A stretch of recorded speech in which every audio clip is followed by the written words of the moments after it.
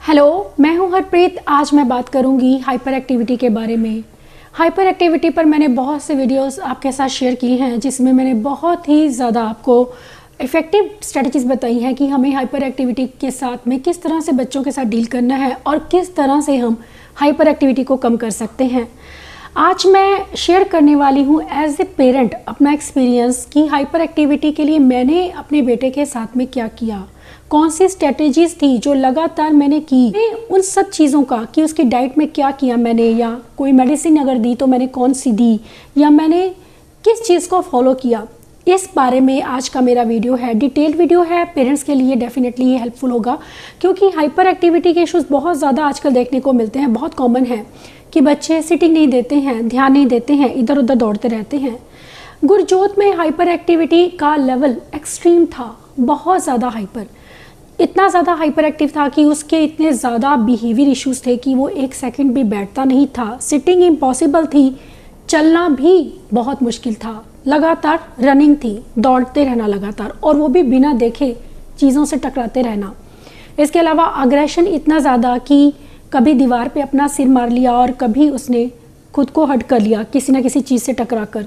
ये रोड पर भाग जाना, बिना देखे, बिना सोचे समझे कहीं पर भी निकल जाना, ये सब बिहेवियर थे। और बीइंग ए पेरेंट हमें उस वक्त ये बहुत डर रहता है कि कहीं बच्चा खुद को नुकसान ना पहुंचा या किसी खतरे में ना पड़ जाए। इस वजह से पेरेंट्स की रात को नींद भी नहीं आती है सही से, कि हम ये सोचते रहते हैं कि हमारा बच्चा किस तरह से हम सेफ रखें उसको। तो ये आज का जो मेरा वीडियो है, ये इसी कंसर्न को, पेरेंट्स की इसी कंसर्न को ध्यान में रखते हुए मैंने बनाया है कि मैं चाहती हूँ कि वो चीज़ें मैं शेयर करूँ जो मैंने गुरजोत के साथ की और जो मुझे लगता है कि वो बहुत ही इफ़ेक्टिव रही। हालांकि गुरजोत के इश्यूज़ बाकी हाइपर एक्टिव बच्चों के मुकाबले कुछ अलग थे। उसमें अग्रेशन बहुत ज़्यादा था, छोटी एज में ही काफ़ी अग्रेशन था। इतना ज़्यादा था कि बहुत गुस्सा करता था, छोटी छोटी बात के लिए भी बहुत ज़्यादा इरिटेट रहता था, और हैंड फ्लैपिंग, स्टिमिंग जैसे बिहेवियर इतने ज़्यादा थे कि वो कहीं देखता ही नहीं था। इसके अलावा उसका बिहेवियर था कि चीज़ों में बम्पिंग करना, लोगों में टकराना। इसके अलावा अटेंशन बिल्कुल देता नहीं था, कहीं भी देखता नहीं था, मेरी तरफ देखना बिल्कुल नहीं, और टो वॉकिंग बहुत ज़्यादा करता था। ये सब चीज़ें स्टार्टिंग में ही उसकी आ गई थी, अर्ली ईयर्स में, जब वो सिर्फ 2-2.5 साल का ही था तभी। स्पीच बिल्कुल नहीं थी कि वो बोलता, पॉइंट करता था लेकिन स्पीच नहीं थी उस वक्त पर। लेकिन धीरे धीरे वो पॉइंटिंग भी बंद होती चली गई और उसने देखना बिल्कुल ही बंद कर दिया, और इसे हम रिग्रेशन कहते हैं। और हाइपर एक्टिविटी एज सेम थी जैसे वो पहले था, कि वो दौड़ता ही रहता था हमेशा। अब सबसे बड़ी मेरे लिए प्रॉब्लम यह थी कि मुझे स्टार्टिंग में, जब हम एज ए पेरेंट हम सोचते हैं, तो हम सोचते हैं कि किसी तरह से हम इसको बिठाना सिखाएं, बैठना सिखाएं, ताकि ये चोट ना खा ले इधर उधर से कहीं से। तो ये एक कंसर्न रहता था। इस वजह से मैंने शुरू में उसको होम्योपैथिक मेडिसिन भी दी, आयुर्वेदिक मेडिसिन भी दी, बहुत मेडिसिन दी। जैसे हम पेरेंट्स अक्सर करते हैं कि हमें कुछ रास्ता नज़र नहीं आता तो हम इधर उधर दौड़ते हैं, कि उस वक्त मुझे नहीं पता था कि मेडिसिन से इतना ज़्यादा कोई इफ़ेक्ट नहीं होने वाला है। लेकिन मैं चाहती थी कि मुझे उसकी हाइपर एक्टिविटी को इन चीज़ों से नहीं, डाइट से नहीं या किसी मेडिसिन से नहीं, बल्कि नेचुरल वेज में ही उसके इन बिहेवियर्स पर काम करना है और उसकी हाइपर एक्टिविटी को किसी ना किसी तरह से कम करना है। ये एक मेरा टारगेट था, और इस टारगेट में मैं 90% तक आज अपने आप को सक्सेसफुल मानती हूँ। जो बच्चा एक सेकंड के लिए नहीं बैठता था, आज वो मुझे 2-3 घंटे की सिटिंग देता है और बहुत ज़्यादा शांत रहता है, कि उसका अग्रेशन, उसके वो बिहेवियर्स, उसकी वो हैंड फ्लैपिंग आज बिल्कुल नहीं दिखती। अगर आप वीडियोस उसके देखते हैं तो आप देखते होंगे कि वो अगर काम कर रहा है तो उसके हैंड फ्लैपिंग के इशू बिल्कुल नहीं है। और इवन कि फ्री टाइम में भी वो हैंड फ्लैपिंग बहुत हद तक 5 से 7% तक है। अब हाइपर एक्टिविटी पर काम करना, मेरा जब टारगेट मैंने बना लिया कि मुझे इस चीज़ पर काम सबसे पहले करना है, कि मुझे ये सिखाना है कि कैसे बैठना है। लेकिन बिलीव मी, ये इतना आसान नहीं होता है। अगर एक बच्चा लगातार बहुत ज़्यादा हाइपर है, एक्सट्रीम हाइपर एक्टिविटी है उसमें, और आप सोचें कि वो एकदम से ठीक हो जाए, एकदम से बैठना शुरू कर दे, इम्पॉसिबल लगता है बिल्कुल। बहुत मुश्किल था मेरे लिए ये, लेकिन मैंने सोचा था, मेरा ये एक था कि मुझे ये करना है, आई हैव टू डू, कि मुझे ये करना है। और जब हम ये सोच लेते हैं कि हमें ये करना है, you need to be determined. अगर आपने डिसाइड कर लिया कि मुझे ये चीज़ करनी है, तो विल पावर आपकी इतनी स्ट्रांग होनी चाहिए कि आप उस चीज़ को कर पाते हैं। और मेरे साथ भी कुछ ऐसा ही एक्सपीरियंस हुआ है और मैंने जो चीज़ें उसके साथ में की हैं वही मैं आज आपके साथ शेयर कर रही हूँ, जिससे कि उसमें काफ़ी मैंने इम्प्रूवमेंट देखी। सबसे पहले मैं उसको योगा, और एक चीज़ होती थी कि मैं उसे स्ट्रेचिंग करवाती थी। योगा में स्ट्रेचिंग के बहुत ज़्यादा पोजेस होते हैं, जैसे कि उसको करवाना डॉग पोज करवाना, या उसको कोबरा करवाना, या फिर उसको हेड उसका डाउन करके ही उसको डाउनवर्ड जिसे हम कहते हैं, वेस्टिबुलर जिससे हम कहते हैं, वो इनपुट उसको देना किसी ना किसी तरीके से। योगा से बिलीव मी, जब मैं उसे खाली लेकर ही बैठती थी, मैंने कोई स्टार्टिंग में इतना कोई ज़्यादा उसको नहीं दिया मुश्किल कि मुझे ये उसको साथ अभी करना है। एक एक करके आप इंट्रोड्यूस कीजिए। जब आपका बच्चा एक पोज को करने लग जाता है तो सेकंड पोज को इंट्रोड्यूस कीजिए। धीरे धीरे उसे पकड़ पकड़ के मैंने सिखाया, करना सिखाया कि किस तरह से उसे करना है, क्योंकि वो जानता ही नहीं था। ना तो वो मेरी चीज़ को इमिटेट कर पाता था और ना ही वो मुझे देखता था। तो मैं उसे पकड़ के करवाती थी। थोड़ी देर उसको पकड़ा और दोनों हाथों से उसको पकड़ती थी कि उसके हाथ स्टिल रही, हैंड फ्लैपिंग ना करे और बिल्कुल शांत बैठना उसे। तो मैं मन में 10 तक काउंट करके उसे छोड़ देती थी। मेरे लिए इतना बड़ा था कि वो थोड़ी देर बैठने लगा मेरे साथ में और हाथों को बिना हिलाए। बहुत बड़ी अचीवमेंट होती है जब आपके बच्चे आपके साथ कोऑपरेट करना शुरू करते हैं। और धीरे धीरे फिर मैंने उसे डिफरेंट पोजेस देने शुरू किए, जिससे उसकी जो सिटिंग थी वो इम्प्रूव होने लगी। और दूसरी चीज़ थी कि वो कंसंट्रेशन उसका बढ़ने लगा, कि वो ध्यान देने लगा। एक शांत होकर बैठना जैसे बच्चा वो सीखने लगा वो।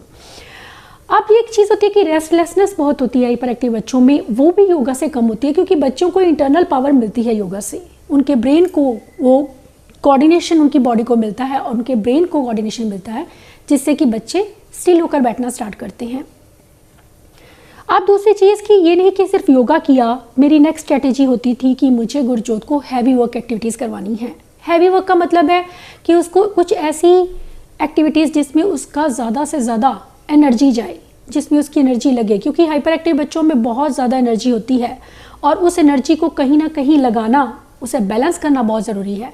क्योंकि अगर बच्चे लगातार एनर्जी लेवल उनके ब्रेन का हाई रहेगा, उनका एनर्जी लेवल हाई रहेगा, तो बच्चे कभी भी सिटिंग अच्छे से नहीं दे पाएंगे, काम पर फोकस नहीं कर पाएंगे।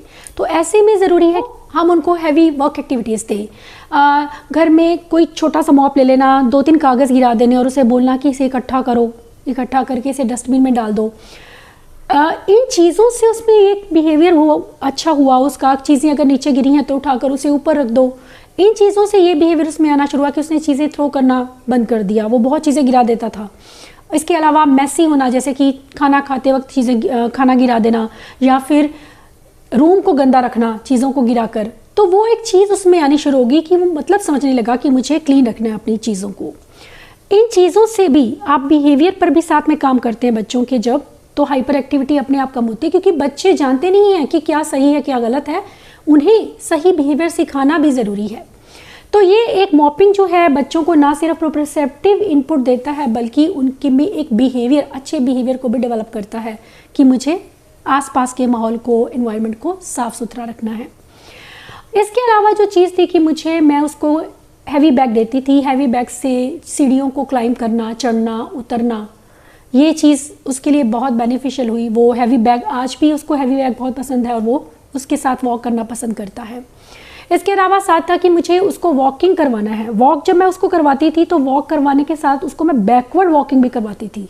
अगर वो स्ट्रेट लाइन पर चल रहा है, उसके साथ उसको बोलती थी कि पीछे की तरफ चलो। जब बच्चे पीछे की तरफ चलना स्टार्ट करते हैं तो उनकी चाल जो है वो अपने आप स्लो होनी शुरू हो जाती है।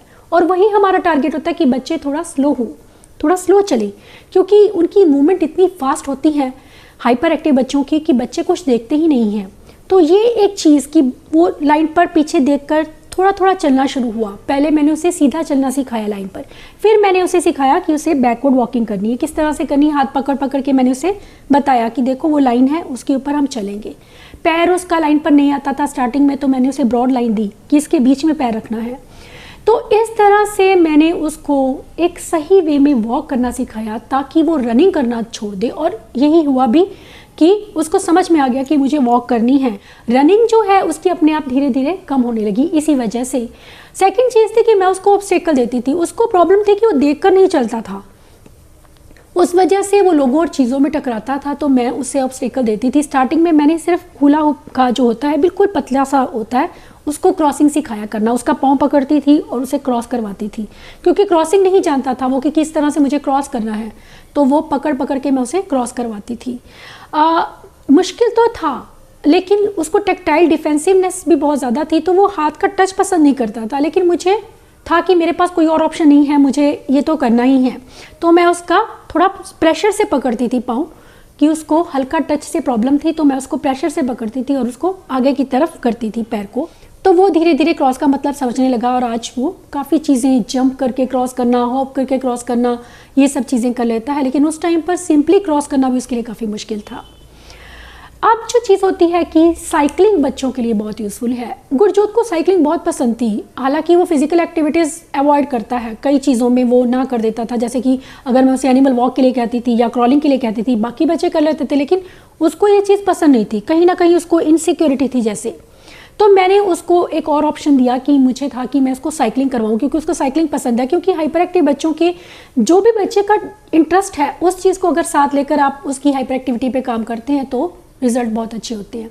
तो मैं उसको साइकिलिंग करवाती थी। साइकिलिंग भी ऐसा कि स्टार्टिंग में लोगों ने बोला कि नहीं सीखेगा, ये क्या करे, गिर जाएगा, सपोर्ट लगाओ इसको, ये कभी नहीं सीखेगा, ऐसे बहुत से कमेंट्स मुझे सुनने को मिलते थे। लेकिन मैंने हिम्मत नहीं हारी, मुझे था कि मुझे ये सिखाना है, क्योंकि उसका इंटरेस्ट है और मैं उसको ये चीज़ सिखाऊंगी। तो धीरे धीरे उसकी पैडलिंग पे काम करना, उसको खड़े साइकिल के ऊपर किस तरह से पैडल चलाना है ये सिखाना। फिर हैंडलिंग, मैं बचपन से ही मैंने बताया था कि जब वो बहुत छोटा था तो मैं उसको ट्राई साइकिल पे बिठाती थी, और क्योंकि वो समझ नहीं पाता था कि मुझे किस तरह से पैडलिंग करनी है, पैडल किस तरह से चलाना है, तो इस वजह से एक स्टिक के साथ मैं उसको घुमाती थी कि किसी तरह वो हैंडल को संभालना वो सीख गया था कि मुझे कहाँ पर टर्न करना है। ये अवेयरनेस उसमें आ गई थी, तभी आ गई थी। लेकिन साइकिल किस तरह से चलाना है, उसके लिए बैलेंस होना, ये सब चीज़ें आनी बाकी थी, और धीरे धीरे ये चीज़ें भी उसमें आनी शुरू हुई। मैंने एक छोटी सी जगह पर ये स्टार्ट किया, पहले उसको घर पे थोड़ा सिखाया, आज वो रोड पर भी साइकिल चला लेता है। ये चीज़ें तभी आती हैं जब हम बच्चों के साथ कंसिस्टेंट होकर काम करते हैं, और एक ये हमारे मन में भावना होती है कि हमें हार नहीं माननी है, आई कैन डू इट। अपने आप को रोज़ ये रिमाइंड करवाइए एक चीज़ जो हम अक्सर भूल जाते हैं, और जब आप ये चीज़ दिमाग में रखते हैं तो believe me you can do everything. आपके बच्चे ज़रूर इम्प्रूव होते हैं और सीखते हैं। अगर गुरजोत जैसा जिसकी एक्सट्रीम हाइपर एक्टिविटी थी उसमें इतनी इंप्रूवमेंट आ सकती है, तो बाकी बच्चों में तो ऑब्वियस है ज़रूर आएगी ही।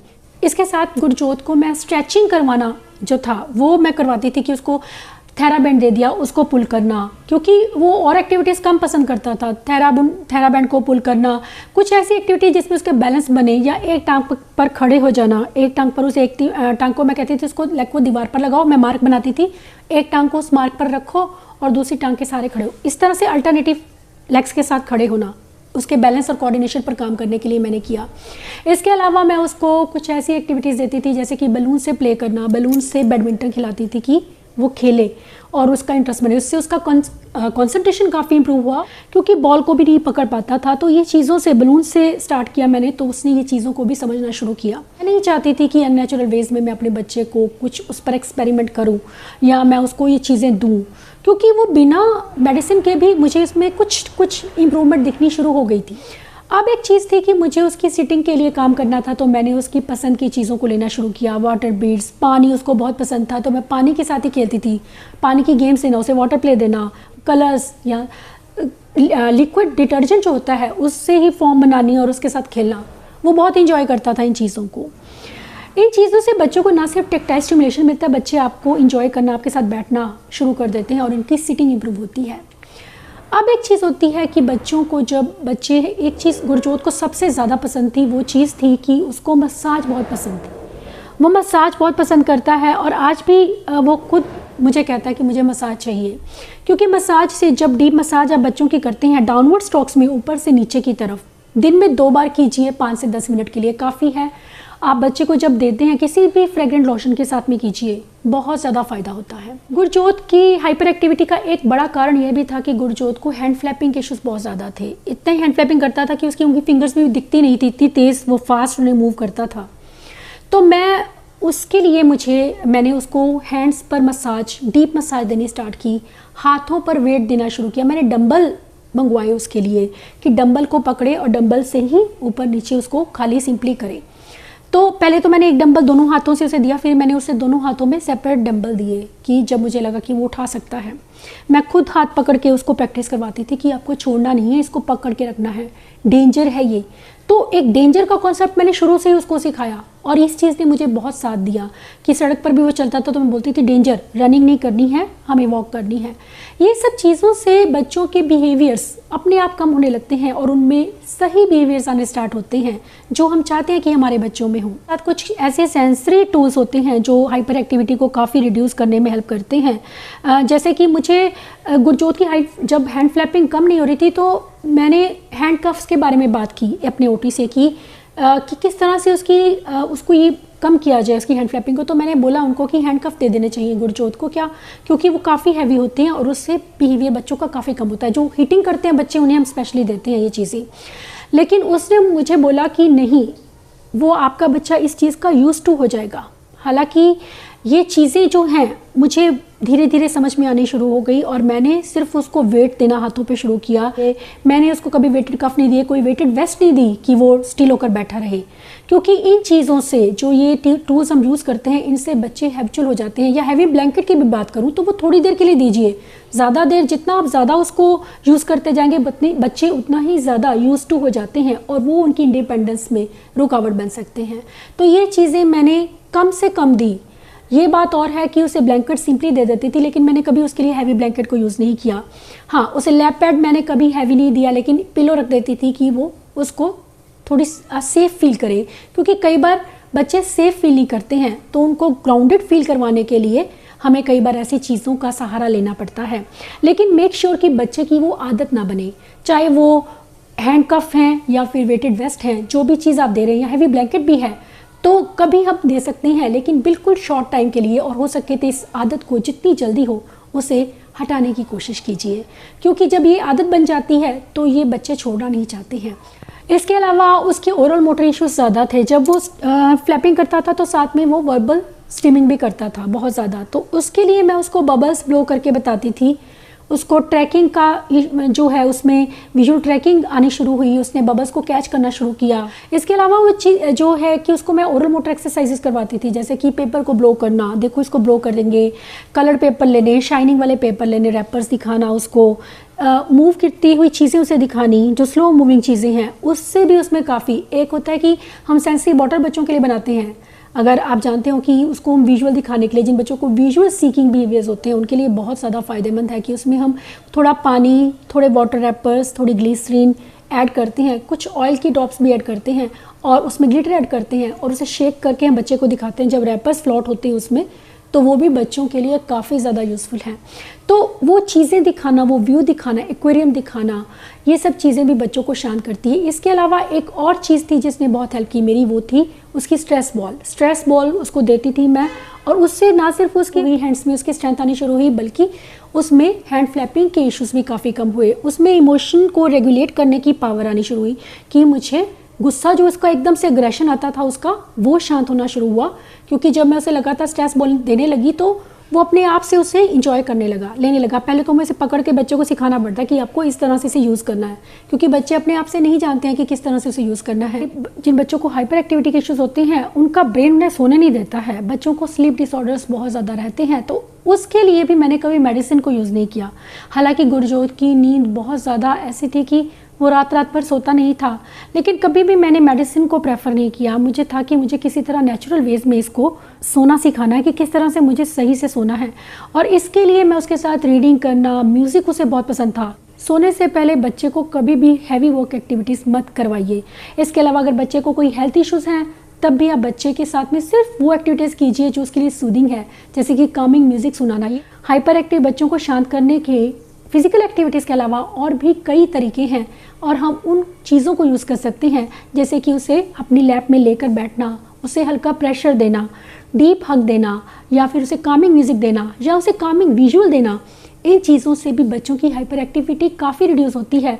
और जब आपके बच्चे को कोई हेल्थ इशू है, अगर, क्योंकि बच्चों को अक्सर होते हैं, जो बच्चे गुरजोत छोटा जब था तो बहुत बीमार होता था बार बार, क्योंकि इम्यूनिटी बच्चों की कम होती है। ऐसे में मैं ये चीज़ करती थी कि मैं उसको ये चीज़ें ज़्यादा दिखाती थी जिसका असर मुझे दिखता था। गुरजोत आराम से सोने लगा, उसकी नींद अच्छी होने लगी। जो बच्चा कभी सोता नहीं था, पूरी पूरी रात जागता रहता था, उसकी नींद अच्छी होने लगी, वो रात को सोने लगा। दिन में मैं उसे सोने नहीं देती थी कि उसे दिन में नहीं सोना है। मैंने एक टाइम फिक्स किया था कि उसको रात को ही सुलाना है, क्योंकि बच्चे जब दिन में सो जाते हैं तो रात को सही से सो नहीं पाते हैं, नींद कम होती है उनकी। तो ये एक चीज़ें जो है, इसके अलावा मैं उसे डीप प्रेशर की एक्टिविटीज़ करवाती थी। डीप प्रेशर कि मैं उसको रैप नहीं करती थी, क्योंकि उसे रैपिंग पसंद नहीं थी, उसको ब्लैंकेट में रैप होना पसंद नहीं था। तो मैं उसे थेरेपी बॉल के साथ में प्रेशर देती थी, और इसके साथ में उसको पिलो के साथ में सैंडविच बनाना, कुछ ऐसी चीज़ें करती थी। और इसके साथ ही कुछ ऐसी गेम्स खेलती थी, जो मैंने energy burning games and activities का वीडियो आप मेरा देखेंगे तो उसमें जो मैंने एक्टिविटीज़ बताई हैं आपको, वो सभी मैं गुरजोत के साथ करती थी। जो भी मेरे हाइपर एक्टिविटी के ऊपर बेस्ड वीडियोज़ हैं, उनमें सब वो चीज़ें हैं, वो सब स्ट्रेटजीज़ हैं जो मैंने गुरजोत के साथ में की हैं। और बिलीव मी, उनसे अगर मैं आज 10 साल बाद देखती हूँ तो मैं यकीन नहीं कर पाती हूँ कि ये वही बच्चा है जो 1 सेकंड भी टिक कर नहीं बैठता था, और आज मुझे वो 3-3 घंटे की सीटिंग दे रहा है, बिना किसी प्रॉब्लम के, बिना किसी ब्रेक के। हाइपर एक्टिविटी ऐसा नहीं है कि कभी ख़त्म नहीं होती है, बट इट टेक्स टाइम। ये लॉन्ग प्रोसीजर है, इसमें टाइम लग सकता है। हार मत मानिए, रास्ता चाहे कितना भी मुश्किल हो, मंजिल आज नहीं तो कल हमें ज़रूर मिलेगी। Thanks for watching.